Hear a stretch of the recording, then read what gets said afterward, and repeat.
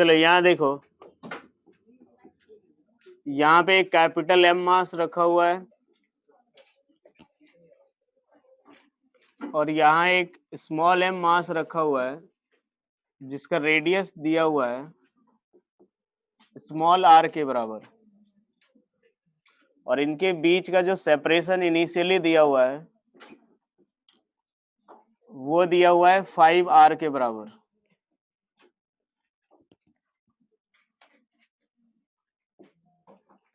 चलो क्वेश्चन लिखो अब। If capital M mass, if capital M mass is moved to 3r distance, if capital M mass is moved to 3r distance from the center of sphere,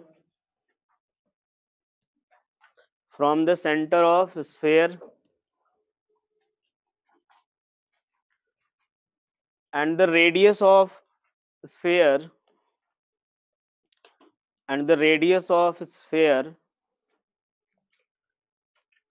is increased to 2r, and the radius of sphere is increased to 2r, such that density decreases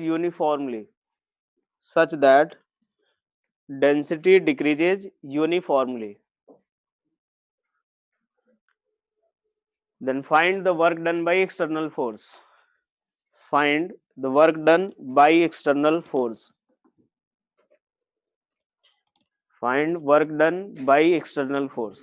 यहाँ से देखो ये capital M मास है, initially ये 5r से separated है, और जब इनको 3r के सेपरेशन तक ले जाया गया तो उस बीच में इसका जो रेडियस है वो भी यूनिफॉर्मली हमने इंक्रीज किया है और r से कितना कर दिया है 2r। तो हमें ये फाइंड करना है कि total work done by external force जो होगा वो कितना होगा। स्फीयर सॉलिड ले लो,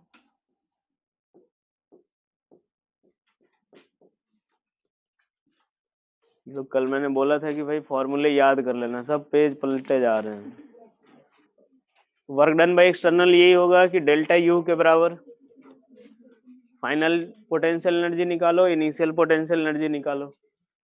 नहीं, डी क्या है इसमें? डी तो मैंने कुछ दिया ही नहीं भाई। इनिशियल सेपरेशन 5r है, इनिशियल रेडियस इसका स्मॉल r है, बाद में हमने कितना था 3r सेपरेशन तक ले गए और इसका रेडियस इंक्रीज कर दिया 2r तक।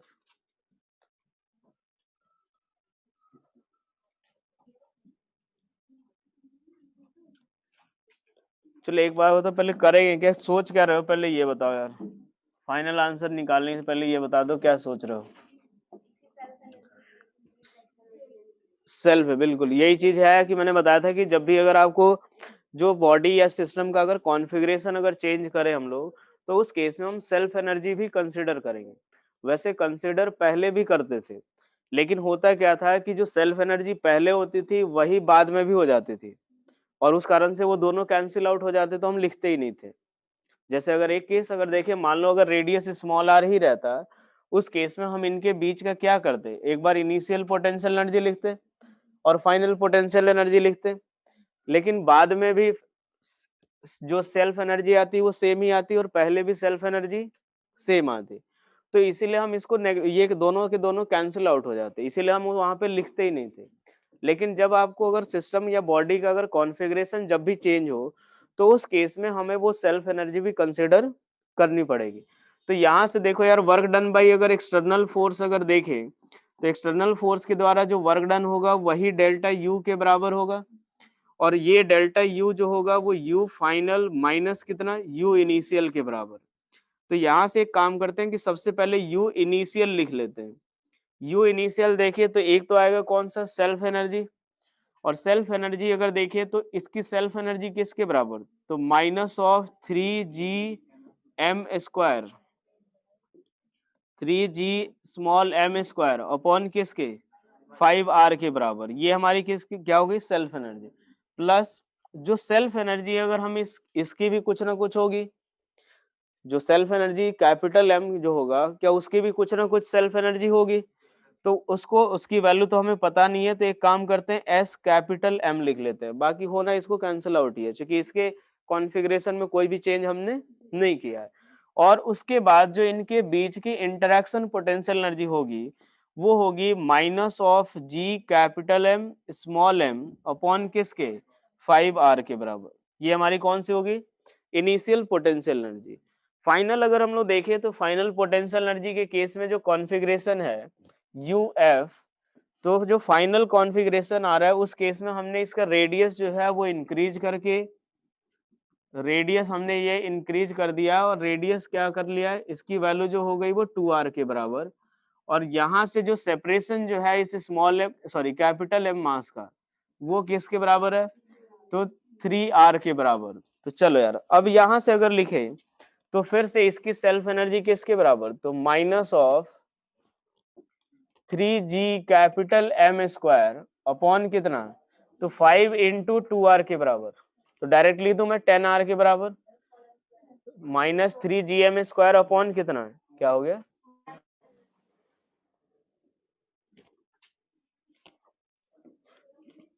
ये minus of 3gm square upon कितना 10r के बराबर। और यहां से जो इस कैपिटल एम की सेल्फ एनर्जी तो प्लस एस एम के बराबर, और जो इन दोनों की पोटेंशियल एनर्जी होगी वो किसके बराबर तो minus of G capital M small M upon कितना तो यहाँ से ये किसके बराबर आएगा तो 3r के बराबर। बस यहाँ से देखो अगर दोनों सब्ट्रैक्ट करोगे तो sm जो होगा वो पहले भी वो दोनों क्या हो जाएंगे sm कैंसिल आउट हो जाएगा। बस यही हमारा डेल्टा यू करना है uf माइनस ui कर लेना, जो आंसर आएगा वही होगा। ठीक है, अब इससे पहले जो मैं बोल रहा था कि जो सेल्फ एनर्जी की बात कर रहे थे तो ये जो कॉन्फ़िगरेशन जो सेल्फ एनर्जी लिख रहे थे वो मान लो एस एम डैश होता, वहां पे भी क्या रहता अगर इसके कॉन्फ़िगरेशन में कोई चेंज नहीं करते तो वहां भी एस एम डैश ही आ रहा होता। और जब अगर एस एम डैश ही आ रहा होता तो उस केस में जैसे ही अगर आप सब्ट्रैक्ट करते तो वो वैल्यू क्या हो जाती कैंसिल आउट हो जाती। तो ये सेल्फ एनर्जी हम पहले भी इंक्लूड करते थे लेकिन ये दोनों कैंसिल आउट हो जाते थे इसीलिए हम इसको लिखते ही नहीं थे। ठीक है, चलो नोट करो, नेक्स्ट क्वेश्चन लिखो। हो गया भाई, चलो अब यहां से देखो मान लेते हैं कि एक पार्टिकल को अर्थ के सरफेस से हमने जिसका रेडियस अगर हम लोग ले लेते हैं कैपिटल आर और इसका जो मास ले लेते हैं वो कैपिटल एम के बराबर, यहां से एक पार्टिकल को हमने थ्रो किया है वी नॉट वेलोसिटी से। ठीक है, जो पोल है या फिर अभी जनरली अगर मान लो कोई भी अगर नहीं दिया हो तो वेरिएशन ऑफ जी हम लोग वो शेप ऑफ अर्थ के कारण नहीं कंसिडर करते। हमें ये दिया हुआ है कि एक पार्टिकल से हमने प्रोजेक्ट कर दिया है यहाँ से सरफेस से वी नॉट वेलोसिटी से प्रोजेक्ट किया है। लिखो find the maximum height attained by the particle, find the maximum height attained by the particle from the surface of earth, from the surface of earth।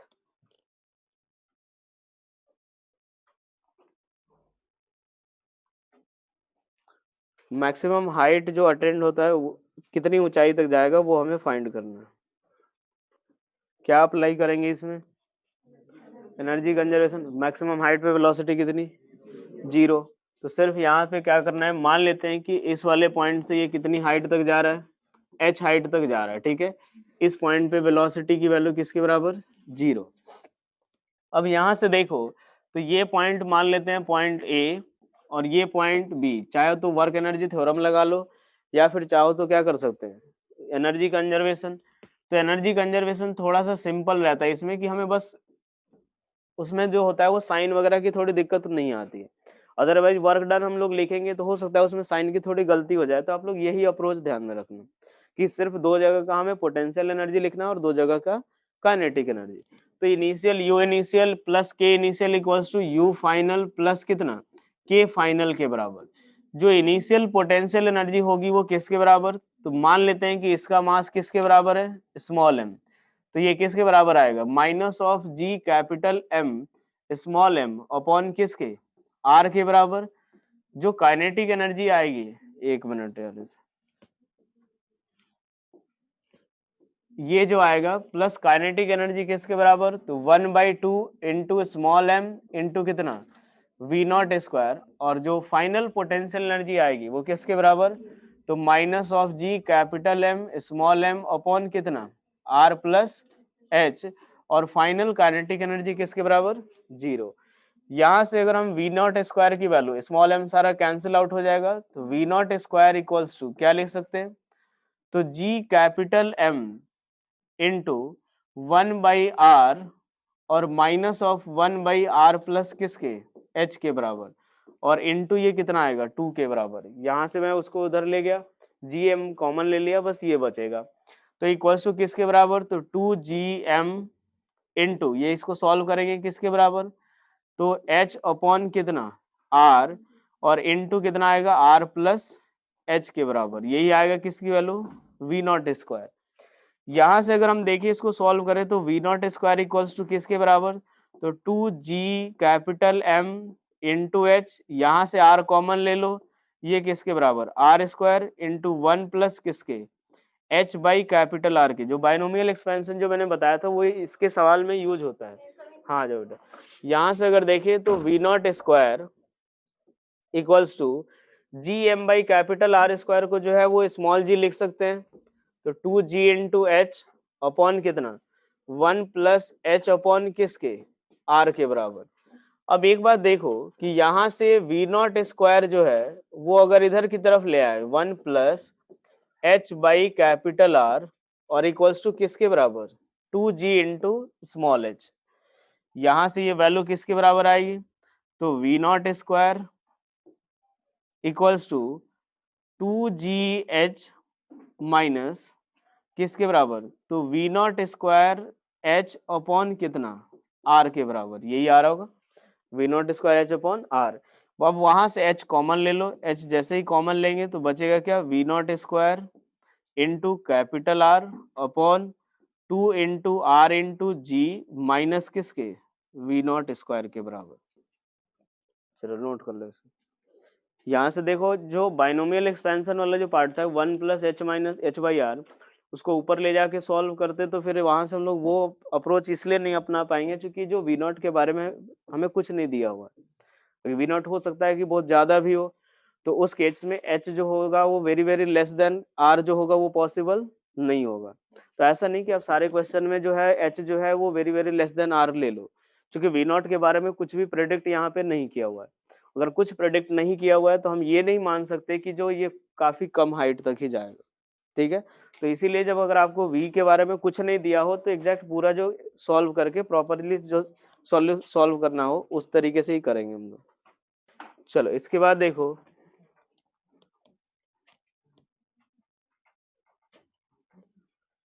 यहाँ पे दो particle हैं,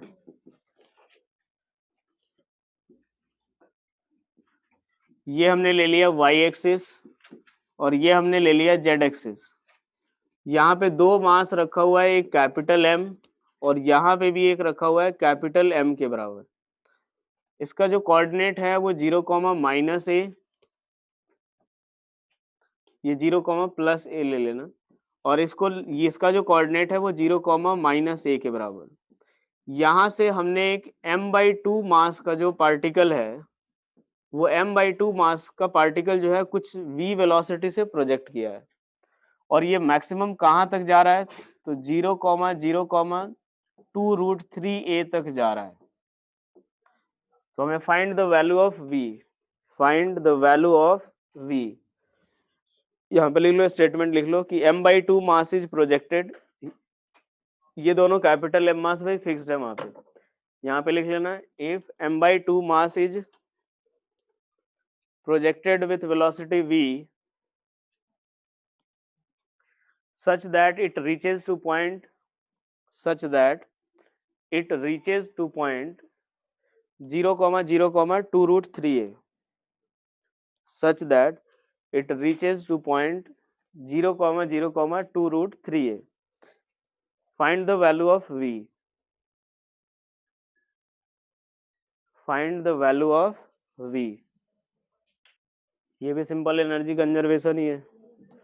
एक बार answer बोलना जरा, कुछ √13 वाला टर्म आ रहा है। चलो देखो यार, यहाँ पे देखे तो इनिशियल पोजीशन ये रहा, ये इनिशियल है और ये कौन सा है, फाइनल पोजीशन। यहाँ पे फाइनल वेलोसिटी किसके बराबर, 0। अब एक बार देखो, हम लोग वर्क एनर्जी थ्योरम अगर अप्लाई करें या फिर कंजर्वेशन ऑफ एनर्जी करें तो U initial plus K initial equals to किसके बराबर, U final plus K final. ठीक है, यहाँ से इनिशियल पोटेंशियल एनर्जी जो लिखेंगे वो इस दोनों का लिखेंगे, ये किसके बराबर है, A, और ये भी किसके बराबर, A, तो minus of G capital M square by 2 के बराबर यही आएगा, M इंटू एम बाई 2, और अपॉन में कितना, R की जगह पे क्या लिखेंगे, A, और क्या इसको 2 से मल्टीप्लाई कर देना चाहिए क्योंकि ये दोनों मास के कारण, और प्लस काइनेटिक एनर्जी किसके बराबर, 1/2 इंटू एम बाई 2 इंटू कितना, वी स्क्वायर इक्वल्स टू, जो यू फाइनल जब लिखेंगे तो यू फाइनल जब पार्टिकल यहाँ पे होगा तो ये डिस्टेंस किसके बराबर, ये ए, और ये कितना आ रहा है 2√3, 4 3 जा 12 प्लस 1 √13 ए। अच्छा एक बार बताओ, इन दोनों की भी तो एक पोटेंशियल एनर्जी होगी, लेकिन वो हम इसीलिए नहीं लिख रहे हैं क्योंकि आगे भी चल के इस कॉन्फ़िगरेशन में कोई भी चेंज, अगर ये सपोज ऐसा दिया होता है कि इसको ए से 2a मूव करा दिया तो इसकी भी पोटेंशियल एनर्जी लिखनी रहती, इसका अगर इनिशियल अभी लिखे और फाइनल लिखे तो दोनों क्या है, कैंसिल आउट हो जाएंगे।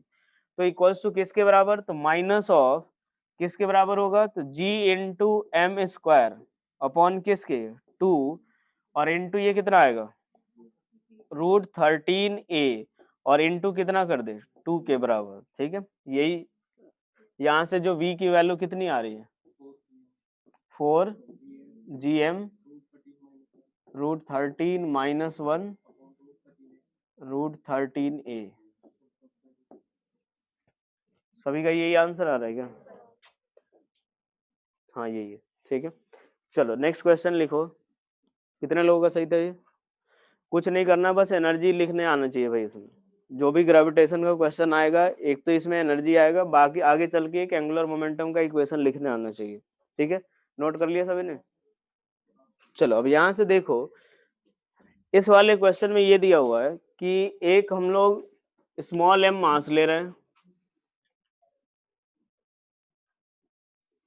एक ऐसा स्मॉल m मास का स्फीयर है और इसका जो रेडियस दिया हुआ है वो दे रखा है स्मॉल a के बराबर, और दूसरा एक और स्फीयर लिया हुआ है, एक लार्जर स्फीयर, और इसका जो मास दे रखा है वो 16 m दे रखा है, और इसका जो रेडियस दिया हुआ है वो दे रखा है 2a के बराबर, और इनिशियली इनके सेंटर के बीच का जो सेपरेशन दिया हुआ है वो दे रखा है 10a के बराबर, और यहाँ से एक स्मॉल m मास जो है वो डायरेक्टली इधर की तरफ प्रोजेक्ट किया गया है किसी भी v वेलोसिटी से। ठीक है, चलो लिखो यहाँ पे, find the minimum value of v, find the minimum value of v so that find the minimum value of v so that it will reach on the surface of smaller mass. Find the minimum value of v so that it will reach on the surface of smaller mass. चलो एक बार सोचो जरा, पहले बस ये बताओ कि क्या करना चाहिए, पहले ये बताओ। कंजर्वेशन ऑफ एनर्जी मतलब यहाँ पे जो वेलोसिटी होगी इनिशियली वो पहले तो एक तो पोटेंशियल एनर्जी आएगी, उसके बाद इनिशियली काइनेटिक एनर्जी होगी, जो फाइनल पोजीशन होगा वो कहाँ पे हम लोग लिखेंगे। जो एनर्जी कंजर्वेशन में दो स्टेट आएगा, एक इनिशियल दूसरा कौन सा फाइनल। इनिशियल वाला तो जो आपको दिया हुआ है वो दिख रहा है, फाइनल वाला स्टेट कौन सा होगा, जो सरफेस पे पहुंचेगा, और सरफेस पे वेलोसिटी 0 होगी, और कुछ, ये तो गलत है। इंटेंसिटी कहाँ पे 0 होगी, एक बार देखो कि ये जैसे इस क्वेश्चन में हम लोग क्या करने वाले हैं कि सबसे पहले जैसे मान लो कि जब इसके पास वाले पॉइंट पे देखेंगे तो इसका ग्रेविटेशनल फील्ड डोमिनेट करेगा, और इसके पास देखेंगे तो इसका ग्रेविटेशनल फील्ड डोमिनेट करेगा भाई। अगर मान लो दोनों के कारण अगर देखें तो इसके कारण इधर की तरफ है, इसके कारण इधर की तरफ है, कहीं ना कहीं जाकर के तो बराबर होंगे। अगर मान लेते हैं कि इस केस में इस पर्टिकुलर पॉइंट पे जो ग्रेविटेशनल फील्ड इंटेंसिटी है वो किसके बराबर है, 0 के बराबर, ग्रेविटेशनल फील्ड इंटेंसिटी उस पॉइंट पे क्या है, 0। इसके इस साइड जो होगा इस स्फीयर का जो है वो ग्रेविटेशनल फील्ड डोमिनेट करेगा, और इसके इस साइड जो स्मॉलर स्फीयर है उसका ग्रेविटेशनल फील्ड डोमिनेट करेगा। तो अगर हम डायरेक्ट केवल इस पॉइंट पे पहुंचा दे अगर इस पार्टिकल को, उसके बाद ये अपने आप खींचा चला आएगा। अगर मान लो कि ये वेलोसिटी, मिनिमम वेलोसिटी बताइए मैंने ना, तो इस पॉइंट से अगर जैसे ही प्रोजेक्ट किया अगर यहाँ तक पहुंच गया, तो इसके इस साइड जो है वो इसका ग्रेविटेशनल फील्ड अगर डोमिनेट कर रहा है तो अपने आप क्या होगा, इधर खिंचा खिंचा जाएगा ये, और ये सरफेस पे आ जाएगा। ये तो बोला नहीं गया है कि यहाँ पे 0 वेलोसिटी से ये पहुंचे, हमें तो मिनिमम वेलोसिटी फाइंड करनी है जिससे कि बस ये यहाँ पहुंच जाए। तो हमारा काम ये है कि इस स्मॉल एम मास को यहाँ तक पहुंचाना, इस पॉइंट तक पहुंचाना, और यहाँ पे जो वेलोसिटी होगी वो किसके बराबर, 0, क्योंकि मिनिमम हम फाइंड कर रहे हैं। ठीक है, चलो अब सबसे पहला काम क्या होगा कि ये पॉइंट का डिस्टेंस फाइंड करना है जहां पे ग्रेविटेशनल फील्ड इंटेंसिटी 0 होगी। यानी अगर ये x है तो ये किसके बराबर होगा, 10a माइनस किसके, x के बराबर। यहां से सॉल्व करें तो क्या इस पॉइंट पे दोनों की ग्रेविटेशनल फील्ड इंटेंसिटी बराबर, इसकी ग्रेविटेशनल फील्ड यानी gravitational field intensity due to ये capital M equals to gravitational field intensity due to किसके, 16m। जो gravitational field intensity capital M के कारण होगी वो किसके बराबर, G into capital M upon कितना, एक्स स्क्वायर। और ये किसके बराबर होगा, तो G इंटू 16m अपॉन किसके, तो ये 10a माइनस किसके, x का होल स्क्वायर, यही आएगा। यहां से अगर देखें तो ये पूरा कैंसिल आउट होगा, वैल्यू क्या मिलेगा अपने को, तो 10a minus of x by x का होल स्क्वायर, और ये किसके बराबर हो जाएगा, तो प्लस माइनस 4 के बराबर, यही आएगा। जो ग्रेविटेशनल फील्ड अगर यहाँ से देखें तो 10a minus x by x का होल स्क्वायर इक्वल्स टू 16, और ये किसके बराबर, प्लस माइनस 4। यहाँ से जब इसको सॉल्व करेंगे तो ये किसके बराबर आएगा, तो 10a बाई एक्स और इक्वल्स टू किसके बराबर, जब प्लस 4 यूज करेंगे तो उस केस में ये किसके बराबर, 5 के बराबर होगा, और x की वैल्यू किसके बराबर, 2a के बराबर। सेकंड केस अगर देखें तो उस केस में जब माइनस 4 यूज करेंगे तो 10a by x minus 1 equals to कितना, माइनस 4, यानी x इक्वल्स टू किसके बराबर, माइनस ऑफ 2a के बराबर, यही आएगा। सॉरी, माइनस ऑफ कितना आएगा, 10a बाई 3। ये माइनस ऑफ 10a बाई 3 इसको नेग्लेक्ट करेंगे, क्यों, क्योंकि ये जो पार्टी ये जो पोजीशन है वो हमें क्या बता रहा है कि इसके इस साइड यहाँ पे है, दो पोजीशन पे 0 है भाई, यहाँ पे और यहाँ पे। ठीक है, तो यहाँ पे अगर 0 हो रहा है तो हमें तो पार्टिकल को डायरेक्टली अगर प्रोजेक्ट किया तो वो तो सीधे इसी पॉइंट पे पहुंचेगा, और यहाँ पे पहुंच गया तो ये तो अपने आप खींचा चलाएगा। हमें इस वाले पोजीशन पे तो इसको पहुंचाने की जरूरत भी नहीं है, क्योंकि अगर इस पोजीशन पे अगर पहुंचाए तो क्या और ज्यादा वेलोसिटी देनी पड़ेगी। तो इसीलिए अगर v मिनिमम की बात कर रहे हैं तो हम x की कौन सी वैल्यू कंसीडर करेंगे, 2a के बराबर। क्लियर हुआ, 0 वहां पे अगर जैसे मान लो अगर देखे तो सपोज एक चीज देखो कि ये ग्रेविटेशनल फील्ड इंटेंसिटी कुछ इस तरीके का होगा, ठीक है, अगर ऐसा होगा और यहां से अगर देखे तो इसके कारण जो आएगा ये इस तरीके का डोमिनेट करेगा, ये इस तरीके का, यहाँ से ग्रेविटेशनल फील्ड इंटेंसिटी, हाँ ये 0 भी नहीं होगा, क्योंकि अगर यहाँ से अगर देखें तो ये ग्रेविटेशनल फील्ड इंटेंसिटी कुछ इस तरीके का आएगा, ऐसा आ रहा होगा, ऐसा आ रहा होगा, और डोमिनेट किसका करेगा, इसका, और जो ग्रेविटेशनल फील्ड इंटेंसिटी आएगी उसकी कुछ इस तरीके से आ रही होगी, इधर की तरफ एक नल पॉइंट मिलेगा। ठीक है, चलो अब एक बात देखो कि इस केस में हमारा x इक्वल्स टू कौन सा, 2a लिया हमने, तो अब हमें ये वाला फाइनल और ये वाला कौन सा, इनिशियल, तो हमें लिखना क्या है, u initial plus k initial equals to किसके बराबर, u फाइनल प्लस कितना, k फाइनल। इनिशियल जो पोटेंशियल एनर्जी लिखेंगे तो वो इन दोनों का लिखे तो किसके बराबर, अगर इन दोनों का लिखे तो क्या माइनस ऑफ g इंटू कितना 16m और इंटू कितना स्मॉल m अपॉन किसके 2a के बराबर, ये इनिशियल पोटेंशियल एनर्जी आएगी। और एक बात देखो, क्या इसके कारण भी इनके बीच में इंटरेक्शन हो रहा होगा, जो कैपिटल M मास है और जो स्मॉल m मास है उसकी भी, उनके बीच भी इंटरेक्शन हो रहा होगा। तो यहां से अगर देखें तो वो किसके बराबर, तो माइनस ऑफ जी इंटू कितना, कैपिटल एम इंटू कितना स्मॉल एम अपॉन किसके बराबर, 8a के बराबर। ये इनिशियल पोटेंशियल एनर्जी आ गई। क्या हमें इन दोनों का लिखने की जरूरत है क्या, क्योंकि इनका जो इनके बीच का जो इंटरेक्शन एनर्जी है वो क्या रहेगा, सेम, तो वो लिखने की जरूरत नहीं। Plus 1/2 into small M into V square, और ये किसके बराबर आएगा, तो जब इस पॉइंट पे पहुंचेगा जो कि x इक्वल्स टू ये कितना है 2a, x इक्वल्स टू अगर 2a है तो यहां से इन दोनों के बीच की पोटेंशियल एनर्जी किसके बराबर, तो minus of G capital M small M upon कितना 2a के बराबर। और इन दोनों के बीच की अगर देखें तो किसके बराबर, तो minus of G into 16m into small M upon कितना आएगा, ये जो आएगा 2 है और ये कितना आ जाएगा 8a के बराबर। यहां से v की वैल्यू मिल जाएगी। आप लोग एक बार सॉल्व करके आंसर निकालो फाइनल। 16m के नीचे यहाँ पे नहीं, यहाँ से तो रिलीज, यहाँ से तो पार्टिकल को वेलोसिटी दी है ना। अरे यार एक बार देख, ये x ये हमें वो बता रहा है कि हमें पार्टिकल को पहुंचाना कहाँ तक है। x वो पॉइंट है जहाँ पे जो ग्रेविटेशनल फील्ड इंटेंसिटी 0 है, मतलब पार्टिकल को यहाँ से हमें यहाँ तक पहुंचाना है बस। अब ये तो 2a डिस्टेंस हमें पता चल गया, ये 8 है, तो अब यहाँ से ये हमारा फाइनल सिचुएशन है, इनिशियल तो यही है ना।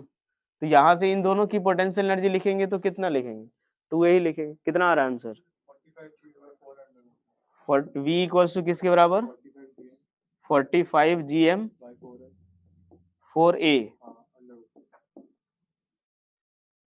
आंसर तो कुछ हाँ यही है। चलो नेक्स्ट लिखो,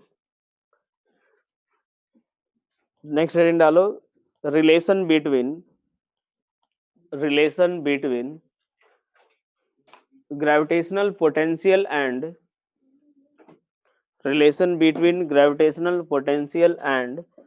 gravitational field intensity, gravitational potential and gravitational field intensity. चलो मान लेते हैं कि अगर एक ग्रेविटेशनल फील्ड इंटेंसिटी कुछ इस डायरेक्शन में अगर प्रेजेंट है, जो जी वेक्टर है, और इस पॉइंट पे अगर कोई पार्टिकल है तो उसकी पोटेंशियल एनर्जी कितनी है u, और जैसे ही वो इधर की तरफ ds डिस्टेंस मूव किया तो उसकी पोटेंशियल एनर्जी कितनी हो गई u प्लस du के बराबर। एक रिलेशन हम लोगों ने देखा था जो F और पोटेंशियल एनर्जी के बीच में, जो कंजर्वेटिव फोर्स और पोटेंशियल एनर्जी के बीच में वर्क पावर एनर्जी में देखा था, F equals to minus of du/dr। वही रिलेशन एग्जैक्टली यहाँ पे भी आने वाला है कि जो अगर मान लो ये ds अगर डिस्प्लेसमेंट अगर इधर की तरफ हुआ और एंगल कितना थीटा के बराबर, तो जो हमने dv की वैल्यू डिफाइन की है, एक काम करो इस u की बजाय हम लोग लिख लेते हैं v के केस में, ठीक है। u की जगह पे हम लोग लिख लेते हैं v, क्योंकि पोटेंशियल भी चेंज होगा, पोटेंशियल एनर्जी अगर चेंज हो रहा है तो क्या होगा, पोटेंशियल एनर्जी भी चेंज हो, अगर पोटेंशियल एनर्जी में कुछ चेंज आएगा तो पोटेंशियल भी चेंज होगा भाई। तो यहां से मान लेते हैं पोटेंशियल यहाँ पे कितना v, और यहाँ पे किसके बराबर है, तो v प्लस dv के बराबर। इस केस में देखें तो dv इक्वल्स टू हमने क्या लिखा था कि minus of g dot dr, यही रिलेशन लिखा था। तो g डॉट किसके बराबर होगा ds, और minus of g dot ds होगा तो यहाँ से ये किसके बराबर, तो g into D S cos theta के बराबर, यही आ रहा होगा। और g into D S cos theta, तो बेसिकली ये डी एस कॉस थीटा जो है वो किसके बराबर है, क्या इस डी आर के बराबर है। जो डी एस कॉस थीटा होगा ये डी एस का कंपोनेंट किसकी तरफ, जो ग्रेविटेशनल फील्ड है उसकी तरफ। तो यहाँ से हम डी वी इक्वल्स टू क्या लिख सकते हैं, D V equals to minus of G into कितना डी आर। तो फाइनली ये g इक्वल्स टू हम क्या लिख सकते हैं, minus of D V upon किसके डी आर के बराबर।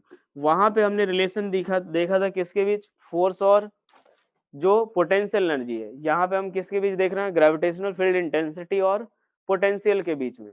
तो अब एक बात देखो, जो डी आर है वो बेसिकली क्या है, कंपोनेंट ऑफ डिस्प्लेसमेंट किसके अलोंग किसके जी के अलोंग। तो जी के अलोंग जो कंपोनेंट है वहां से, तो जी इक्वल्स टू क्या रहा है, minus of D V by D R. अगर हम यहाँ से देखें फॉर 3 डायमेंशनल फोर्स, अगर देखिए अब फॉर 3 डायमेंशनल फील्ड की बात करें, अगर ये हम लोग इसलिए डिफाइन कर रहे हैं यहाँ पे कि ये कैसा फील्ड हमारा कंजर्वेटिव फील्ड होता है। तो इस केस में जो जी वेक्टर जो आएगा वो किसके बराबर, तो minus of del V by del X I cap. ये डेल एक्स क्यों यूज कर रहे हैं हम लोग, क्योंकि अगर जो पोटेंशियल है वो अगर एक्स वाई जेड का फंक्शन होगा तो जब हम एक्स कंपोनेंट अगर लिखेंगे तो उसमें हमारा कौन सा डायरेक्शन का कंपोनेंट आएगा, जब अगर जी का एक्स कंपोनेंट देखेंगे तो वह जो भी डिस्प्लेसमेंट होगा उसका कौन सा कंपोनेंट आएगा, एक्स कंपोनेंट। वैसे ही अगर वाई के लिए बात करें तो minus of del V by del Y J cap और minus of del V by del Z के कैप, ये आएगा जी की वैल्यू। और इसी को हम कैसे लिखते हैं कि G vector equals to minus of gradient of क्या लिखेंगे v, minus of gradient of v, और इसको कैसे डिनोट करेंगे तो डेल इंटू v के बराबर। तो ये g वेक्टर इक्वल्स टू आएगा minus of gradient into v। और जब भी अगर आपको पोटेंशियल का कर्व दिया हुआ है या इक्वेशन दिया हुआ है तो वही x और y और z के रिस्पेक्ट में हम लोग पार्शियल डिफरेंशिएशन कर लेंगे। चलो अब यहाँ से देखो एक सवाल तो इस तरीके का बनेगा कि v इक्वल्स टू दे दिया जाए suppose 3x square Y Z square ऐसा दे दिया जाए, g की वैल्यू आपको पूछ दी जाए, किसी भी पर्टिकुलर पॉइंट पे पूछ लेंगे, उस तरीके का सवाल हो जाएगा। पोटेंशियल एनर्जी में एग्जैक्टली सेम किया था हमने। यहाँ पे भी देख सकते हैं कि वैसे भी m इंटू जी जो होगा वो minus of m into D V by D R, और m इंटू डी वी जो होगा वो किसके बराबर, डी यू के बराबर। तो वो सेम ही रिलेशन हम लोग यूज कर रहे हैं, बस ये एक अलग से डिराइव करा दिया हमने। अब एक बात देखो, मान लेते हैं कि एक ग्रेविटेशनल फील्ड इंटेंसिटी जो दिया गया है वो दे रखा है 2i cap plus 3j cap, और एक पार्टिकल को हमने मूव कराया, पार्टिकल को मूव कराया हमने किसके ऊपर, तो 2y plus 3x equals to 6 इस पाथ पे मूव कराया हमने। लिख रहे हैं ना, particle is moved on the path, particle is moved on the path, एक मिनट, 3y प्लस 2x है, 3y प्लस 2x है, 3y प्लस 2x है। तो यहाँ पे निकालना है find the work done by gravitational field, find work done by gravitational field. चलो एक बार देखो इधर, यहां से अगर देखिए तो जो g की जो वैल्यू है, अगर मान लो हम लोग g का डायरेक्शन फाइंड करें तो tan थीटा इक्वल्स टू किसके बराबर आएगा, या tan थीटा 1 इक्वल्स टू क्या 3/2, tan थीटा 1 इक्वल्स टू किसके बराबर 3/2, और यही क्या होगा slope of gravitational field lines. अगर मान लो पार्टिकल जो है वो कैसे पाथ में मूव कर रहा है, स्ट्रेट लाइन पाथ पे, यार 3y plus 2x equals to 6 कैसा पाथ है, स्ट्रेट लाइन। यहां से अगर देखें तो y इक्वल्स टू हम क्या लिख सकते हैं, y equals to minus of 2/3 plus 2 के बराबर, ये लिखेंगे, एक मिनट, 2/3 x प्लस किसके, तो 2 के बराबर, यही आ रहा होगा। तो इसका जो स्लोप होगा वो किसके बराबर, जिस लाइन के लॉन्ग अगर हम लोग मूव करा रहे हैं उसका स्लोप किसके बराबर, -2/3। और एक चीज याद रखना कि दो लाइंस जो अगर परपेंडिकुलर होती है तो उनके स्लोप का प्रोडक्ट जो होता है वो -1 होता है। थोड़ा बहुत ये याद रख लेना, किसी किसी सवाल में यूज हो जाएगा कि दो लाइंस अगर परपेंडिकुलर होती हैं तो उनका जो स्लोप का जो प्रोडक्ट होता है वो कितना, -1। और क्या यहाँ पे वही चीज हो रहा है, यहाँ पे वही हो रहा है ना, देखो मल्टीप्लाई करके m1 इंटू m2 किसके बराबर, -1 के बराबर। अब m1 इंटू m2 -1 यानी हमारा कंडीशन कैसा है कि अगर ग्रेविटेशनल फील्ड इधर की तरफ है तो पार्टिकल डिस्प्लेस इधर की तरफ हो रहा है, हाँ ना। तो इस केस में जो वर्क डन आएगा वो किसके बराबर, 0 आएगा। चलो नेक्स्ट हेडिंग डालो,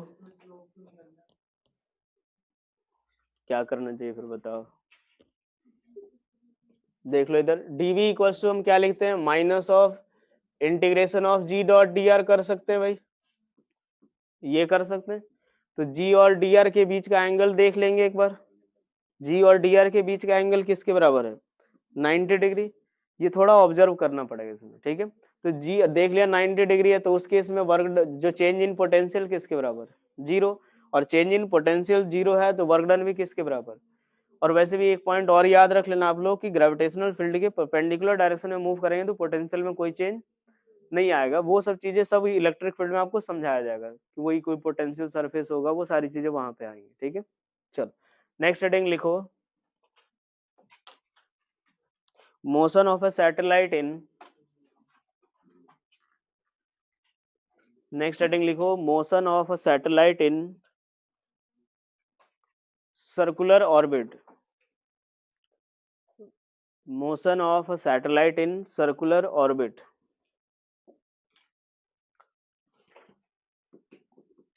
भाई तेज तो नहीं चल रहा ना अपन, टॉपिक भी आसान है। हाँ, उड़ा नहीं रहा हूं मैं। चलो देखो यार, यहाँ अब जैसे मान लो ये हमारा, ये अगर कोई भी अर्थ सरफेस ले लो या कोई भी अगर एक इन जनरल प्लेनेट ले लो, तो इस केस में अगर मान लो हमने ये चीज देखा कि अगर सपोज किसी भी माउंटेन से अगर आप कोई भी पार्टिकल अगर आप प्रोजेक्ट करते हो, तो वो कितनी दूर जाएगा या किस तरीके का पाथ ट्रेस करेगा, वो दो चीजों पे डिपेंड करता है। एक तो जिस इनिशियल कितनी हम इनिशियल वेलोसिटी से प्रोजेक्ट कर रहे हैं, और दूसरा जो कर्वेचर ऑफ प्लेनेट होता है। जैसे एक बात देखो, मान लेते हैं हम लोग कोई एक इनिशियल वेलोसिटी v1 ले रहे हैं, तो v1 से जैसे ही अगर आप प्रोजेक्ट करोगे, तो ये क्या होगा कि अगर मान लो ये आकर के सपोज यहाँ पे गिर गया, ठीक है, कुछ v1 वेलोसिटी के लिए, थोड़ी देर बाद अगर हम लोग और इन वेलोसिटी इंक्रीज करें तो क्या होगा, कुछ यहाँ पे आके गिरेगा, और वेलोसिटी इंक्रीज करें तो यहाँ पे आके गिरेगा, इसी तरीके का कुछ पाथ होगा। अब एक बात देखो, जैसे मान लो पहली चीज तो ये हमें पता है यार, प्रोजेक्टाइल के केस में अगर देखें तो रेंज जो होता है वो यू पे डिपेंड करेगा, इतना तो याद होगा, R equals to U into square root of 2h/g। Sir हमें नहीं पढ़ाया गया, हमें से पूछ भी नहीं सकते आप, ये थोड़ी बहुत याद रख लेना चाहिए। तो ये R equals to U into square root of 2h/g से उससे तो डिपेंड करेगा ही करेगा। ठीक है, दूसरी बात अगर देखें तो कर्वेचर पे हम क्यों बोल रहे हैं, क्योंकि अगर मान लो सपोज अगर अर्थ का कर्वेचर अगर यहाँ ऐसा होता तो क्या ये यहाँ पे गिर रहा होता, इतनी दूर जाने की बजाय वो थोड़ा कम जाता। यहाँ पे अगर कर्वेचर ऐसा होता तो यहाँ तक गिरने की बजाय वो इस पॉइंट पे गिरता है। तो दो बातों पे डिपेंड करेगा, एक तो अर्थ के कर्वेचर पे या प्लैनेट जिसके ऊपर थ्रो कर रहे हैं उसके कर्वेचर के ऊपर थ्रो डिपेंड करेगा, और दूसरा केस पे कि जो इनिशियल वेलोसिटी है। ये जो डायग्राम है, ये जो कर्वेचर के बारे में न्यूटन ने जो जब ग्रेविटेशन के बारे में एक्सप्लेन किया था, तो वो इसके बारे में उसने बताया था कि इसी तरीके का जो पाथ होता है पार्टिकल का। ठीक है, अब उसने ये बताया कि जैसे मान लो जैसे जैसे हम लोग क्या करें कि वेलोसिटी इंक्रीज करते जाए, वेलोसिटी हम लोग इंक्रीज करते जाए, तो एक ऐसी पर्टिकुलर वेलोसिटी आती है कि जिसके लिए जो पार्टिकल है वो कैसे पाथ पे मूव करने लगता है, सर्कुलर पाथ पे। ये जो एक ऐसी पर्टिकुलर क्या हो गया? चलो यार देखो, तो ये अगर मान लो कोई जैसे जैसे अगर वेलोसिटी हम लोग इंक्रीज करते जाते हैं, तो वैसे ही एक पर्टिकुलर ऐसी वेलोसिटी आती है जिसके लिए हम लोग ये जो पाथ होगा वो इस जो भी पार्टिकल या जो सैटेलाइट होता है उसका पाथ कैसा हो जाता है, सर्कुलर।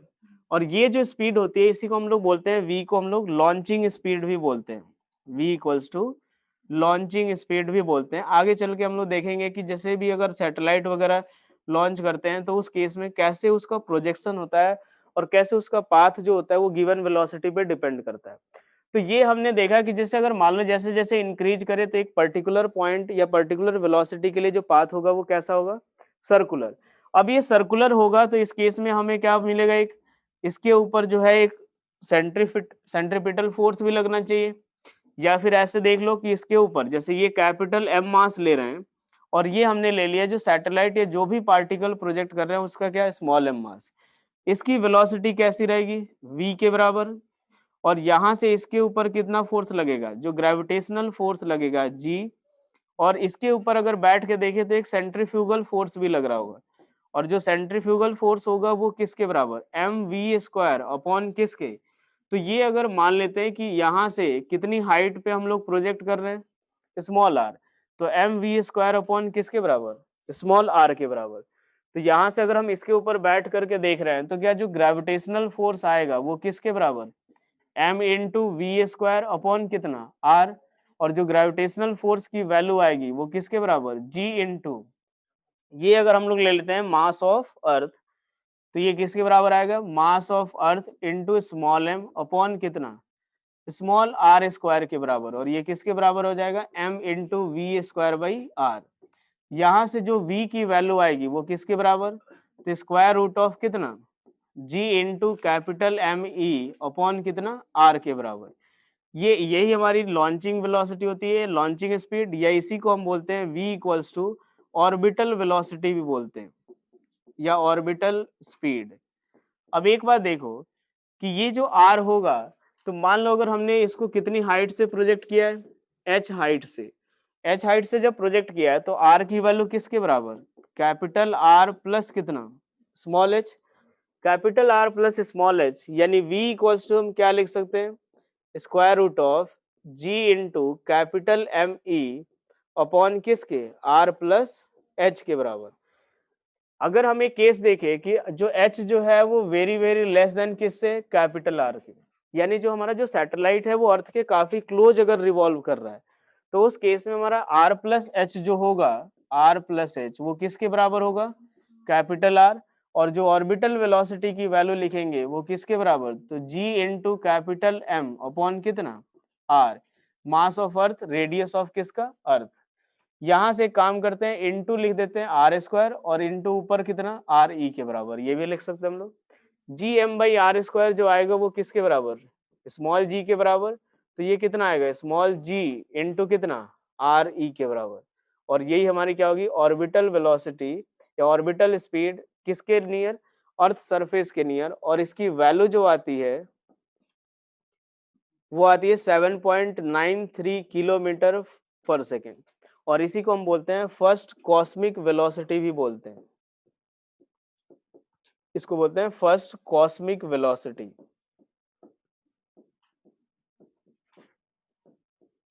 चलो ये नोट करो, इसमें एक पॉइंट लिख लो, इसमें वो 7.93 जो है भाई अर्थ सरफेस के नजदीक के लिए, मतलब square root of G R की वैल्यू है। अगर ये हम लोग एच अगर कुछ कंसिडरेबल या फिर जैसे आर के कंपेरेबल ले ले तो अलग हो जाएगी value.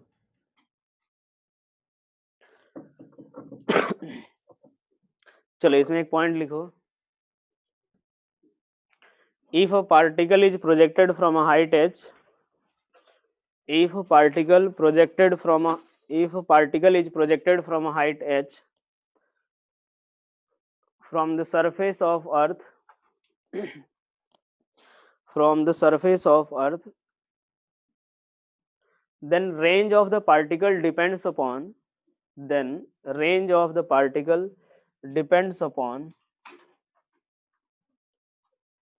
range of the particle depends upon the initial speed of the particle, initial speed of the particle and curvature of the earth, and curvature of the earth।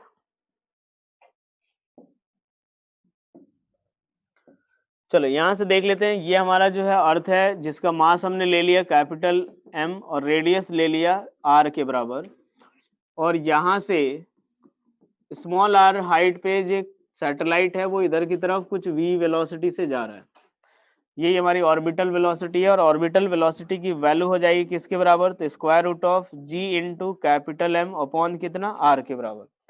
अब एक बार देखो, अगर इसका टाइम पीरियड ऑफ रिवॉल्यूशन निकालना हो तो time period T equals to क्या लिख सकते हैं, time period T equals to किसके बराबर, 2 पाई आर अपॉन किसके बराबर, v के बराबर, और 2 पाई आर अपॉन वी यहाँ से पुट करोगे तो v की वैल्यू जब पुट करोगे square root of G M, और ऊपर कितना जाएगा तो r की पावर किसके बराबर, 3/2 के बराबर, यानी यहाँ से जो t आएगा ये पूरा का पूरा कांस्टेंट है, तो t जो होगा वो प्रोपोर्शनल टू किसके होगा, r टू द पावर 3/2। और इसी को हम लोग क्या लिख सकते हैं, अगर 1/2 को इधर भेजे तो क्या लिखेंगे, T square is proportional to किसके, आर क्यूब के। ये अभी हमने किसके लिए प्रूफ किया है, सर्कुलर ऑर्बिट के लिए। जो केपलर का जो लॉ आएगा, जो थर्ड लॉ जो बोलते हैं लॉ ऑफ जो टाइम पीरियड, वो हम लोग प्रूफ करेंगे जनरल एक एलिप्टिकल ऑर्बिट के लिए, जो एलिप्टिकल पाथ जो होगा उसके लिए। तो अभी सर्कुलर पाथ के लिए बस ये ध्यान रखना है कि टी स्क्वायर प्रोपोर्शनल टू किसके, आर क्यूब। अब एक और चीज देखते हैं, अगर एनर्जी ऑफ सैटेलाइट अगर लिखनी हो हमें, energy of satellite, energy of satellite अगर हम लोग देखें तो एनर्जी ऑफ सैटेलाइट इसके पास दो एनर्जी होगी, एक हम लोग हमारे पास कौन सा E equals to kinetic energy plus कौन सी पोटेंशियल एनर्जी। काइनेटिक एनर्जी जो होगी, अगर मान लो सैटेलाइट का मास अगर हम लोग कितना ले रहे हैं स्मॉल m के बराबर, तो 1/2 इंटू स्मॉल m इंटू कितना ऑर्बिटल वेलोसिटी का स्क्वायर, और पोटेंशियल एनर्जी जो होगी वो minus of g into capital M small m upon कितने r। v की वैल्यू पुट करें किसके बराबर 1/2 small m into V square की वैल्यू पुट करें कितना आएगा g into capital M upon small r, और minus of g capital M small m upon r, यानी E की जो वैल्यू आएगी वो फाइनल वैल्यू होगी g capital M small m upon 2r। यहाँ से देखो ये नेगेटिव जो पोटेंशियल एनर्जी या सॉरी नेगेटिव जो टोटल एनर्जी शो कर रहा है, ये हमें बताता है कि जो हमारा जो सैटेलाइट है वो बॉन्डेड है किससे, बाउंडेड है हमारा किससे, अर्थ से। यानी इसकी काइनेटिक एनर्जी इतनी सफिशिएंट नहीं है कि ये इन्फिनिटी तक पहुंच जाए। जब भी अगर एक बाउंडेड सिस्टम होगा तो हमेशा उस सिस्टम की जो काइनेटिक एनर्जी होगी वो कैसी होगी, नेगेटिव।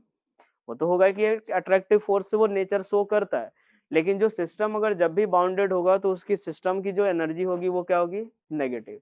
और यहाँ पे नेगेटिव यही शो कर रहा है कि ये सैटेलाइट जो है इस सर्कुलर ऑर्बिट में मूव करने के लिए बाउंडेड है, और यानी इसके पास इतनी सफिशिएंट एनर्जी नहीं है कि ये कहाँ चला जाए, इन्फिनिटी पे। ये नोट करो, उसके बाद एक पॉइंट लिखते हैं इसमें। चलो लिखो यहाँ पे, the energy of satellite is, हाँ बोलो।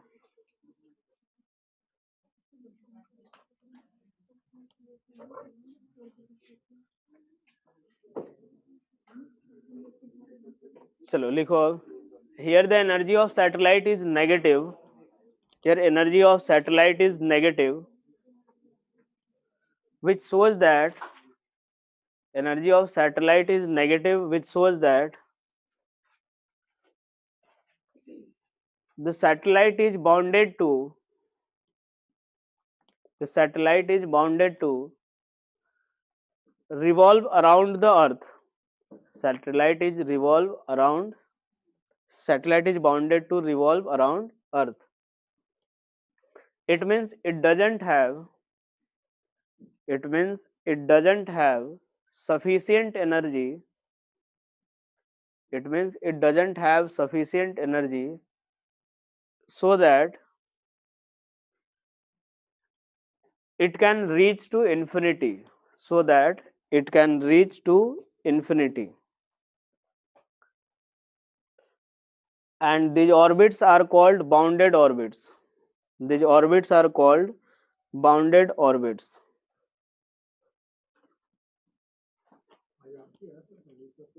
हाँ चलो नेक्स्ट एक क्वेश्चन लिख लो, एक मिनट।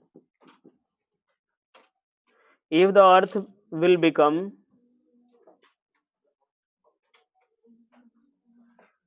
जैसे देख लो यार, स्टेटमेंट लिखने की ज्यादा जरूरत है। ये देखो ये सन है, और यहाँ से इनिशियली रेड, अगर सन से अर्थ का जो डिस्टेंस है वो किसके बराबर है, इनिशियली आर के बराबर, ठीक है। ये हमारा अर्थ है जो कि सन के अराउंड रिवॉल्व कर रहा है, और इस केस में अगर मान लो न्यू जो डिस्टेंस हो जाए वो r/2 हो जाए, न्यू डिस्टेंस जो हो सन और अर्थ के बीच में वो r/2 हो जाए, तो हमें ये निकालना है, find the time period of, find how many days will be in a year, find how many days will be in a year, find how many days will be in a year. वो कुछ root वाला term में answer कितना आ रहा है, by2√2 आ रहा है ना। चलो कितने लोगों का 129 या 360/2√2 आ गया भाई यार, भाई ये तो सभी निकाल लेते यार। टी स्क्वायर सीधा देख लो प्रोपोर्शनल टू किसके, r³।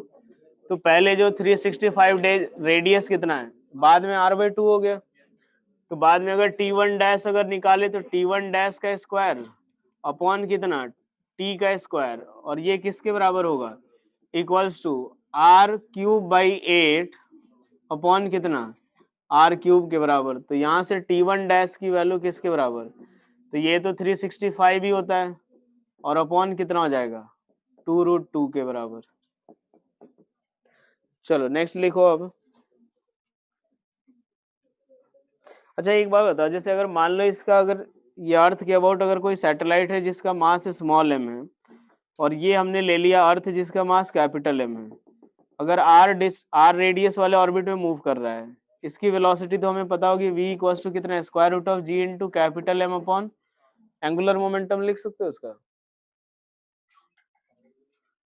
एंगुलर मोमेंटम का फॉर्मूला पता है, करना क्या है उसमें, क्योंकि आगे चल के ये सब इक्वेशन लिखने आएंगे भाई, m इंटू कितना लिखेंगे, r क्रॉस v, ये लिखेंगे। यहाँ पे अगर सर्कुलर ऑर्बिट में मूव कर रहा है तो क्या परपेंडिकुलर ही होगा, तो ये थीटा किसके बराबर 90 डिग्री, तो क्या हो जाएगा m इंटू आर इंटू कितना, square root of g into capital M upon कितना, स्मॉल r। ठीक है, चलो नेक्स्ट क्वेश्चन लिखो। अब ये चाहो तो लिख लेना अगर एंगुलर मोमेंटम लिखना हो तो। हो गया, चलो लिखो, a satellite is revolving in, a satellite is revolving in circular equatorial orbit, a satellite is revolving in a circular equatorial orbit of radius 2 into 10 to the power 4 kilometer, of radius 2 into 10 to the power 4 kilometer from west to east.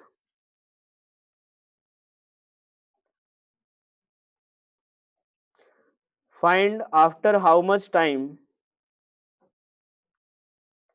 find after how much time it will appear, find after how much time it will appear over a certain point, एक minute, ये भाई 10 to the power 7 है, find after how much time it will appear over a certain point on the equator, appear over a certain point on the equator। ये मास of अर्थ की अगर value use करने की जरूरत हो तो ये लिख लेना 6 into 10 to the power 24 kilometre, sorry KG. और ये जो वैल्यू आप जनरली याद रख लेना, क्योंकि कभी कभी ऐसा होगा कि मास दिया हुआ नहीं रहेगा, वहां पे यूज करने की जरूरत पड़ेगी। ठीक है, तो ये याद भी रख लेना। चलो एक बार देखो इधर भाई, यहां से देखो, ये एक बार बताओ पहले, सर्कुलर मोशन में हमने एक तो रिलेटिव एंगुलर वेलोसिटी पढ़ा होगा। रिलेटिव एंगुलर वेलोसिटी क्या होता है, अगर मान लो एक पार्टिकल, अगर देखो से देख लो, यहाँ पे मुझे पूरा भरोसा है कि आपको याद नहीं होगा।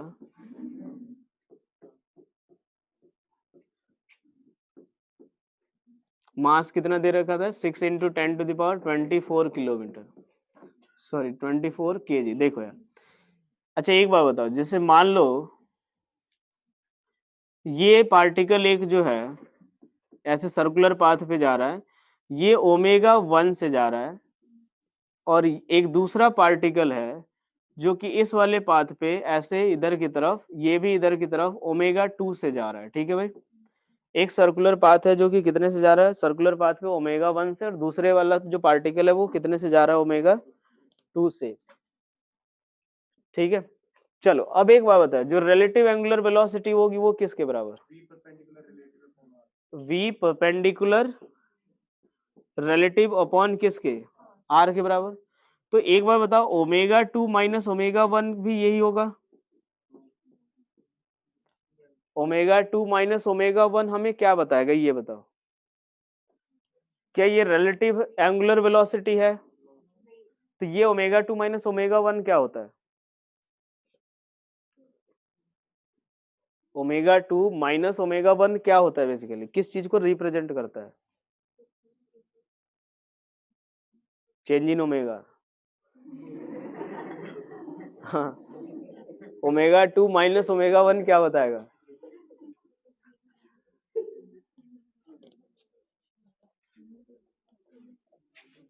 यार एक बार बताओ, ये रिलेटिव एंगुलर वेलोसिटी है v परपेंडिकुलर अपॉन r, और ये ओमेगा 2 माइनस ओमेगा 1 फिर अगर रिलेटिव नहीं है तो फिर ये क्या होता है, देखो यहाँ पे ये चीज देख लो कि ओमेगा 2 माइनस ओमेगा 1 जो है ना, वो हमें ये बताएगा कि rate of change of angle between A and B. ये ध्यान से समझना, यहाँ पे थोड़ा कंफ्यूजन होता है। यहाँ पे जैसे मान लो एक पार्टिकल अगर हम लोग देखते हैं कि ये ओमेगा 1 से जा रहा है, सपोज यहाँ पे ये पार्टिकल है, ठीक है, और एक दूसरा पार्टिकल यहाँ पे इस वाले सर्कुलर पाथ पे जा रहा है और सेम टाइम पे यहाँ पे प्रेजेंट है, ये यहाँ पे प्रेजेंट है, ये थीटा है भाई, और ये कितने से जा रहा है, ओमेगा 1 से, और ये कितने से जा रहा है, ओमेगा 2 से। तो जो ओमेगा 2 माइनस ओमेगा 1 होगा ना, ये हमें बताएगा कि rate of change of angle between A and B. जैसे अगर सपोज ये पॉइंट ए ले लिया हमने और ये पॉइंट क्या ले लिया, बी, तो ये ओमेगा 2 माइनस ओमेगा 1 हमें क्या बताएगा, rate of change of angle between किसके बीच, ए एंड बी के बीच में। ये क्लियर हुआ पहले। अगर मान लो किसी का, अगर हम लोग देखते हैं कि अगर 2 पाई रेडियन या 2 रेडियन पर सेकंड से जा रहा है और अगर दूसरा है वो 4 रेडियन पर सेकंड से जा रहा है, यानी उनके बीच का जो एंगल है वो किससे जाएगा, 2 रेडियन हर सेकंड चेंज होगा। क्लियर हुआ जी। और जो हमें रिलेटिव एंगुलर वेलोसिटी जो बताता है, वो हमें ये बताएगा कि जैसे मान लो कि ये एक पार्टिकल है और ये दूसरा पार्टिकल है, तो ये इसकी वेलोसिटी v2 मान लो और इसकी वेलोसिटी हमने कितनी ले ली, v1। तो इसके रेस्पेक्ट में जो दोनों को ज्वाइन करने वाली जो लाइन होती है ना, वो किस रेट से रोटेट हो रहा है, वो हमें बताता है रिलेटिव एंगुलर वेलोसिटी। दोनों में फर्क है भैया। मैंने क्या बोला, जो रिलेटिव एंगुलर वेलोसिटी है वो हमें क्या बताता है कि दोनों को ज्वाइन करने वाली लाइन, जो परपेंडिकुलर लाइन है वेलोसिटी के, वो किस रेट से रोटेट हो रहा है। और ये हमें क्या बताता है कि दोनों के बीच का एंगल किस रेट से चेंज हो रहा है। एक बार सोचो, अगर मैं दोनों को ज्वाइन करने वाली लाइन के रोटेशन की बात करूं, ठीक है, या इनिशियली ऐसे देखो कि ये हमने ले लिया, ये यहाँ से कहाँ पहुंच गया, ए वाला पार्टिकल यहाँ पहुंच गया और बी वाला पार्टिकल यहाँ पे पहुंच गया, ठीक है, तो उनके बीच का जो एंगल है वो इतने से चेंज हुआ। अरे हाँ ना, वो उनके बीच का जो एंगल हुआ वो इतने से चेंज हुआ। तो ये हमें कौन बताएगा, ओमेगा 2 माइनस ओमेगा, कि वो कितने कितने कितना एंगल जो है वो 1 सेकंड में उनके बीच का चेंज हो रहा है। ये जो है वो मैंने क्या बताया कि दोनों को जो वेलोसिटी है उसके परपेंडिकुलर एक लाइन ड्रॉ करो, वो किस रेट से रोटेट हो रहा है। सोचो क्या यहाँ पे वो सेम रेट से रोटेट हो रहा है क्या। यहाँ पे अगर देखे तो दोनों को ज्वाइन करने वाली लाइन ये हो गई, यहाँ पे देखे तो दोनों को ज्वाइन करने वाली लाइन ये हो गई, कि ये सेम रेट से रोटेट होगा, नहीं होगा ना, वो सेम रेट से रोटेट नहीं होगा। और बेसिकली एक तरह से अगर और देखें थोड़ा सा रिलेटिव एंगुलर वेलोसिटी का अगर विजुअलाइजेशन, तो ये हमें बताएगा कि अगर पार्टिकल इधर की तरफ v से जा रहा है, तो हमें सपोज एक पार्टिकल वहां पे मूव कर रहा है किसी v वेलोसिटी से इधर पे, तो अगर ये इधर की तरफ जा रहा है तो ये थोड़ा आगे भी जाए, इधर भी जाएगा और थोड़ा इधर भी जाएगा। तो हमें अगर इसको देखने के लिए अपनी जो जैसे जैसे ये इधर की तरफ जाएगा तो क्या हमें अपना सर घुमाना पड़ेगा इधर। अरे हाँ, है ना। या जैसे मान लो अगर सपोज एक स्ट्रेट लाइन पाथ पे एक पार्टिकल ऐसे जा रहा है या कोई भी एक कार जा रहा है, तुम यहाँ पे खड़े हो, धीरे धीरे अगर जैसे जैसे वो जाएगा, क्या तुम्हें अपनी ये ऐसे ऐसे मुड़ना पड़ेगा तुम्हें भी। तो ये रिलेटिव एंगुलर वेलोसिटी वो बताता है कि हमें दोनों को ज्वाइन करने वाली जो लाइन होगी, तो हमें अगर मुझे उस पार्टिकल को देखना है तो वो किस रेट से रोटेट होना पड़ेगा। और यानी यहाँ पे जो एंगुलर वेलोसिटी जो सॉरी, ये जो आएगा ओमेगा 2 माइनस ओमेगा 1, वो हमें क्या बताएगा कि rate of change of angle between the two particles. Clear हुआ ये चीज, दोनों में डिफरेंस समझ आया। अब एक बात देखो, अब जो यहाँ पे जो क्वेश्चन ये दिया हुआ है कि एक पार्टिकल है या एक सैटेलाइट है, एक सैटेलाइट है जो कि ये अर्थ के चारों तरफ ये इक्वेटोरियल प्लेन में मूव कर रहा है, ठीक है, ये हमारा इक्वेटोरियल प्लेन है। और एक बात देखो, यहां से अगर देखें इक्वेटोरियल प्लेन में मूव कर रहा है और इसका जो रेडियस है वो किसके बराबर, तो स्मॉल आर के बराबर, और स्मॉल आर की वैल्यू दे रखी है 2 × 10⁻⁷ किसके, 7 किलोमीटर के बराबर, ठीक है। अब यहां से अगर देखो तो ये दे रखा है स्मॉल आर, ये पार्टिकल ये किधर की तरफ मूव कर रहा है, वेस्ट से ईस्ट की तरफ, मतलब ये जो सैटेलाइट है वो वैसे रोटेट हो रहा है, ये वेस्ट है ये ईस्ट है, वो ऐसे रोटेट हो रहा है। और अर्थ का भी जो रोटेशन होता है वो भी कितना होता है, वेस्ट से ईस्ट की तरफ ही होता है। ये चीज भी आप लोग याद रख लेना या कहीं लिख लेना कि अर्थ भी जो कैसे रोटेट होगा, वेस्ट से ईस्ट, और ये सैटेलाइट भी जो हो रहा है वो किधर की तरफ हो रहा है, वेस्ट से ईस्ट। जो उसका कुछ टाइम हमें निकालना है कि एक पर्टिकुलर पॉइंट पे वो कितनी देर बाद जो है वो फिर से वो हमें दिखाई देगा। सवाल समझ आया कि एक जो अर्थ के चारों तरफ एक इक्वेटोरियल प्लेन पे ये मूव कर रहा है और हमें कितनी देर के बाद एक पर्टिकुलर पॉइंट पे वो फिर से दिखाई देगा। जैसे मान लो अगर आपको मैं यहाँ पे खड़ा करा दूं तो अर्थ भी रोटेट हो रहा है, ये सैटेलाइट भी रोटेट हो रहा है, तो आपको एक बार दिखा और फिर कितनी देर बाद दोबारा दिखेगा। क्लियर हुआ सवाल कि सैटेलाइट ये अर्थ के ऊपर आप कहीं भी एक पर्टिकुलर जगह पे खड़े हो जाओ इक्वेटोरियल प्लेन में ही, और हमें कितनी देर बाद सैटेलाइट दोबारा दिखेगा, कितनी देर बाद सैटेलाइट दोबारा दिखेगा। तो पहले बार दिखा, उसके बाद कितने टाइम इंटरवल के बाद दिखेगा, हमें वही टाइम इंटरवल कैलकुलेट करना। तो मान लो ये अर्थ जो है वो कितने से रोटेट हो रहा है, ओमेगा ई से, और जो सैटेलाइट है वो किससे रोटेट हो रहा है, ओमेगा एस से, दोनों ही रोटेट हो रहा है। तो क्या इस केस में हमें जो एंगुलर दिखेगा, जैसे मान लो अगर सपोज मैं भी रोटेट हो रहा हूँ, वो पर्सन भी रोटेट हो रहा है, या वो सैटेलाइट भी रोटेट हो रहा है, तो जब मुझे दूसरी बार दिखेगा तो मेरे रेस्पेक्ट में वो कितना एंगल रोटेट हुआ रहेगा। एक बार सोचो कि यहाँ पे जो अर्थ जो है ये कितने से रोटेट, थोड़ा ढंग से समझ लेना इसमें, ठीक है, ताकि कोई कंफ्यूजन ना रहना चाहिए। ये अर्थ है, ये ओमेगा ई से रोटेट हो रहा है, आप यहाँ पे खड़े हो, ठीक है, आप इस पर्टिकुलर पॉइंट पे खड़े हो, और सैटेलाइट भी कुछ ओमेगा से रोटेट हो रहा है, सैटेलाइट भी किससे रोटेट हो रहा है, ओमेगा से। सवाल ये है कि कितना ओमेगा, कितनी देर बाद जो है वो फिर से आपको दिखेगा। यार जैसे आप यहाँ पे खड़े हो, सैटेलाइट क्रॉस कर गया, फिर ये सैटेलाइट ये पूरा का पूरा मूव करके आएगा, तब तक आप भी कुछ मूव किए हुए रहोगे, और जब आप भी कुछ मूव किए हुए रहोगे तो हमें कितने टाइम के बाद ये फिर से दोबारा दिखेगा। क्लियर। अब एक बात है, अगर मुझे यहाँ से देखना हो कि सपोज यहाँ पे मैं खड़ा हूँ, और जब ये अभी दिखा t इक्वल्स टू 0 पे, जब दूसरी बार दिखेगा तो मेरे रेस्पेक्ट में ये कितना एंगल रोटेट किया हुआ रहेगा, 360 डिग्री, हाँ है ना, 360।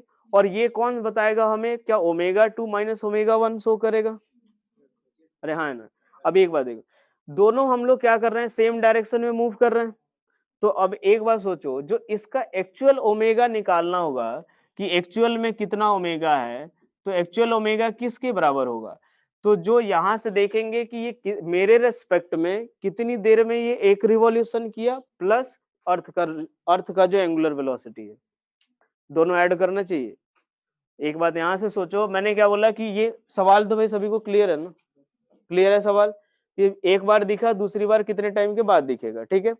तो यहां से अगर मैंने क्या बोला कि जो वेलोसिटी इस अर्थ की है, ये जो एंगुलर वेलोसिटी अर्थ की है, और अगर मान लो इसकी एंगुलर वेलोसिटी कुछ भी हो, इसके रेस्पेक्ट में ये जितनी देर में करेगा वो कितना एंगल सबटेंड करेगा, 2 पाई। तो अगर मान लो हम लोग बात करें कि omega of satellite with respect to earth को क्या लिखूंगा मैं, क्या 2 पाई बाई स्मॉल टी, यही लिखूंगा मैं, 2 पाई बाई क्या लिखेंगे, स्मॉल टी, क्योंकि वो इसी टाइम के बाद वो दोबारा दिखेगा, और इसी टाइम में वो कितना एंगल सबटेंड करेगा, 2 पाई, किसके रिस्पेक्ट में, अर्थ के रिस्पेक्ट में। तो अगर मुझे ओमेगा ऑफ एस एक्चुअल लिखना हो, ओमेगा एस कौन सा एक्चुअल लिखना हो, तो क्या इसमें मुझे अर्थ का जो रोटेशन है या अर्थ की जो एंगुलर वेलोसिटी है वो भी ऐड करनी चाहिए, अर्थ की एंगुलर वेलोसिटी भी क्या करेंगे, ऐड करेंगे। तो अर्थ की एंगुलर वेलोसिटी अगर देखें तो वो किसके बराबर, क्या 2 पाई बाई किसके, टी के बराबर, अरे यही आएगा ना, 2 पाई बाई कितना आ गया, टी। तो यहां से क्या लिखेंगे, 2 पाई बाई स्मॉल टी और प्लस 2 पाई बाई किसके, कैपिटल टी के बराबर, यही आएगा, 2 पाई बाई किसके, कैपिटल टी के बराबर। क्योंकि ये हमें बताता है ओमेगा कौन सा है, कि rate of change of angle between किसके, जो अर्थ और जो किसके, सैटेलाइट के बीच। तो सैटेलाइट हमारा किससे जा रहा था, हमारे रिस्पेक्ट में वो 360 कितने देर में मूव किया, टी टाइम में, और अर्थ भी कितने से मूव किया, अर्थ कुछ एंगल थीटा, उसका जो एंगुलर वेलोसिटी होगा वो हम इसमें क्या करेंगे, ऐड कर रहे होंगे, तब हमें इसकी एक्चुअल मिलेगी। और ओमेगा निकल गया तो यहाँ से हम क्या करेंगे, इसी इस टी की वैल्यू फाइंड करनी है अपने को। ओमेगा की वैल्यू क्या हम जी एम और आर के टर्म में पुट कर सकते हैं। अरे omega G V equals to किसके बराबर, square root of G into capital M upon कितना, R, G into capital M upon R आया, वहां से जो वी स्क्वायर लिखेंगे या टी इक्वल्स टू लिखेंगे तो 2 पाई इंटू आर अपॉन कितना, वी, और ये हमारा यहाँ से स्मॉल m यानी 2 पाई बाई जो हम लोग देखेंगे 2 पाई r, इसको v की वैल्यू यहाँ से उठा के पुट करेंगे किसके टर्म में, v इक्वल्स टू किसके टर्म में पुट करेंगे यहाँ से, v equals to square root of G M by R cube. तो ये कितना आएगा आर क्यूब अपॉन कितना square root of G M. यहाँ से सॉल्व करोगे तो स्मॉल टी की वैल्यू फाइंड करें। पहले एक बात देखो और ठीक से, मैं ये बोल रहा हूँ कि ये अर्थ है हमारा, ये किससे रोटेट हो रहा है ओमेगा से, ये हमारा किसी कोई एक पर्टिकुलर ओमेगा से रोटेट हो रहा होगा। जब एक पार्टिकल जब कहाँ पे प्रेजेंट होगा इक्वेटर के, चलो भाई इस पोजीशन पे प्रेजेंट हुआ, इसको t इक्वल्स टू 0 पे दिखा, दोबारा कब दिखेगा जब इसके रेस्पेक्ट में ये कितना एंगल सबटेंड कर देगा 360 डिग्री। तो इसके रेस्पेक्ट में ओमेगा क्या 2 पाई बाई टी लिख देंगे, और ये खुद भी तो कुछ रोटेट हो रहा है, तो इसकी एक्चुअल ओमेगा क्या 2 पाई बाई टी ऐड करना चाहिए। अगर इसकी एक्चुअल ओमेगा फाइंड करनी है तो इसमें क्या ऐड करना चाहिए, क्या 2 pi by capital T add करना चाहिए। क्लियर हुआ ये ऐड क्यों किया हमने, क्योंकि ये भी तो कुछ एंगल रोटेट हुआ है, ओमेगा ऑफ एस ई जो है वो 2 पाई बाई टी, अर्थ के रिस्पेक्ट में वो इसकी एंगुलर वेलोसिटी ये है, और ओमेगा ऑफ अर्थ कितना है 2 पाई बाई टी। तो एक्चुअल ओमेगा निकालने के लिए क्या करना चाहिए, दोनों को ऐड कर देंगे, तो 2 pi by small T plus 2 pi by capital T. यहाँ से ओमेगा एस निकला, उसकी वैल्यू उठा के पुट कर देना, वहां से स्मॉल आर की वैल्यू दे रखी है, मास ऑफ अर्थ दे रखा है, ये स्मॉल टी निकल जाएगा। आंसर आएगा इसका 11.6 आवर के आसपास। स्मॉल आर की वैल्यू लिख लेना, सॉरी टी की वैल्यू लिख लेना 11.6 आवर के बराबर।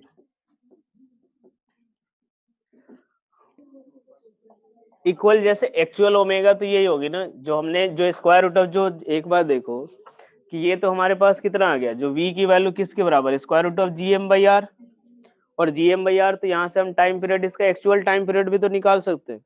जो एक्चुअल टाइम पीरियड जो हमने निकाला है भाई T square is proportional to R cube, ये क्या अर्थ को रेस्ट मानते हुए निकाला है, अर्थ को किस पे मानते हुए रेस्ट पे। तो क्या इसकी ये एक्चुअल एंगुलर वेलोसिटी होगी या एक्चुअल टाइम पीरियड होगा, अरे ये इसका एक्चुअल टाइम पीरियड होगा ना। एक बार देखो, जब अर्थ के मतलब एक्चुअल जो, अगर हमने जो T square proportional to R cube निकाला है, वो टी स्क्वायर पे हमने कौन कौन सा फोर्स लिया था, केवल एक ग्रेविटेशनल फोर्स, और जो वी लिया था वो एक्चुअल वेलोसिटी ली थी। तो जो एक्चुअल वेलोसिटी लेंगे तो उसके उससे जो टाइम पीरियड या उससे जो ओमेगा आएगा वो उसका एक्चुअल आएगा। तो ओमेगा इक्वल्स टू क्या लिखेंगे 2 पाई आर बाई वी, और वहां से v की वैल्यू कितनी square root of G M by R put करोगे, तो ये वाला जो एक्सप्रेशन आएगा वो किसके बराबर होगा, जो उसकी एक्चुअल होगी। ये किसके रेस्पेक्ट में है, अर्थ के रेस्पेक्ट में, और ये किसका है अर्थ का, और ये किसका है उसका एक्चुअल। तो इसीलिए हमने वो ऐड कर रखा है, और वो R cube by square root of किसके होगा जीएम के। ठीक है, चलो वो अगली क्लास में हम लोग शुरू करेंगे वो सैटेलाइट वाला पार्ट जो बचा हुआ है।